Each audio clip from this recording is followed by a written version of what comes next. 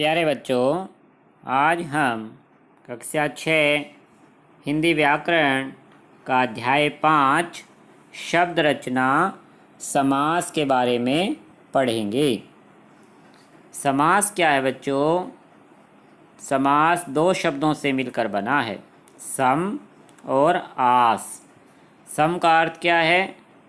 पास, और आस का अर्थ है बैठाना, यानी पास पास बैठाना। कि दो शब्दों को जब एक दूसरे के पास में रखेंगे, बैठाएंगे, तो उससे एक नया शब्द की रचना होती है बच्चों। तो उसे ही समास कहा गया है। आइए इसे उदाहरण से समझते हैं। कि जैसे महान है जो आत्मा, यानी दो मुख्य शब्द हैं बच्चों, महान और आत्मा। इन दोनों शब्दों को जब मिला दिया जाएगा तो नया शब्द बनेगा महात्मा। तो इसे समास कहा जाता है। दूसरा उदाहरण देखिए, चार राहों का समूह।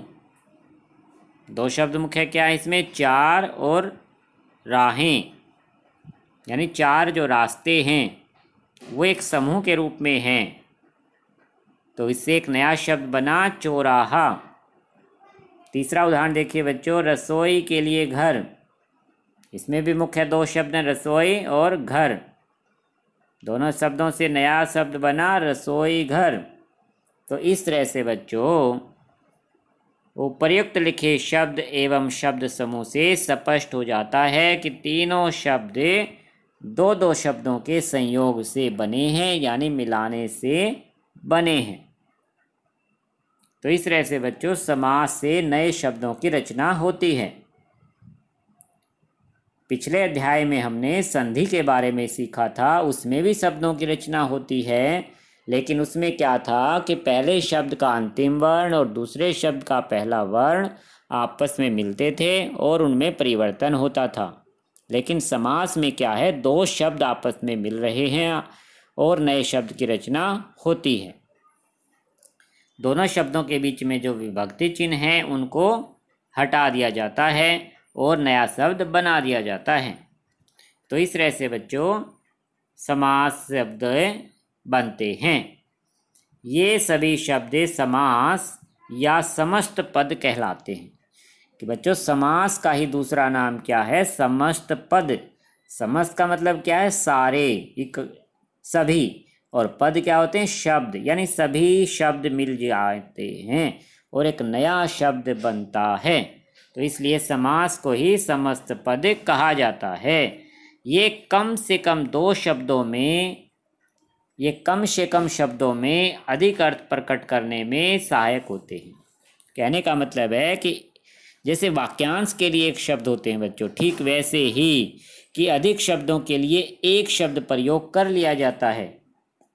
अतः इसे इस प्रकार से परिभाषित किया जा सकता है। यह समास की परिभाषा है कि दो या दो से अधिक शब्दों को मिलाकर एक शब्द बनाने वाली प्रक्रिया को समास कहते हैं। इसे आपको याद करना है कि समास किसे कहते हैं? कि जब दो या दो से अधिक शब्द आपस में मिलते हैं और एक नए शब्द की रचना होती है, उस प्रक्रिया को समास कहा गया और इसी को समस्त पद भी कहा जाता है। समास युक्त शब्द का पहला पद पूर्व पद, दूसरा पद उत्तर पद कहलाता है। यानी जो पद का मतलब क्या है बच्चों? शब्द। पहला पद यानी पूर्व पद होता है, दूसरा शब्द यानी उत्तर पद। दो मुख्य पद होते हैं, पहले को पूर्व पद कहेंगे, दूसरे को उत्तर पद। समास युक्त पद यानी समस्त पद, जैसे कि राजपुत्र एक समास युक्त शब्द है, यानी दो शब्दों से मिलकर बना है राजपुत्र। तो राजा क्या इसमें? राजा पहला पद है, पुत्र उत्तर पद है। वनवास, वनवास में दो शब्द, वन पूर्व पद है और वास उत्तर पद है। अब जो समास युक्त शब्द हैं बच्चों, उनको कैसे बनाया गया था? उनमें से विभक्ति चिन्ह हटा दिए गए थे और एक नया शब्द बना दिया दो शब्दों को मिलाकर। अब अगर हम इन समास शब्दों को वापिस से अलग कर दें तब वो क्या कहलाएगा? वो समास विग्रह कहलाता है। इस तरह से संधि विच्छेद था ठीक उसी तरह से समास विग्रह, कि समास विग्रह का मतलब है समास युक्त शब्द के पूर्व पद और उत्तर पद को अलग अलग करके लिखने की प्रक्रिया समास विग्रह कहलाती है। कि बच्चों समास शब्द जब बनाए गए तो दो शब्दों को मिला दिया गया। कौन से दो शब्द मेन होते हैं? पूर्व पद यानी पहला पद, दूसरा पद उसका उत्तर पद। अब इन दोनों को अलग अलग जब लिखेंगे तो बीच में विभक्ति चिन्ह को वापिस जोड़ दिया जाएगा और इस प्रक्रिया को क्या कहा गया? समास विग्रह कहा जाता है। उदाहरण है जैसे बच्चों समास युक्त शब्द, जैसे राजसभा एक समास शब्द है।